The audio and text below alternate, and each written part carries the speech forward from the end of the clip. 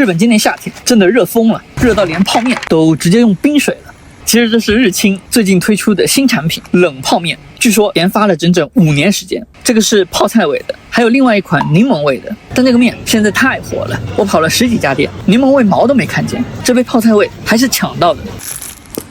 看上去呢和传统泡面一样，面饼还有各种配料。哦，好像真的能泡开耶，可能因为是冷的，所以没有热泡面那种扑面而来的气味。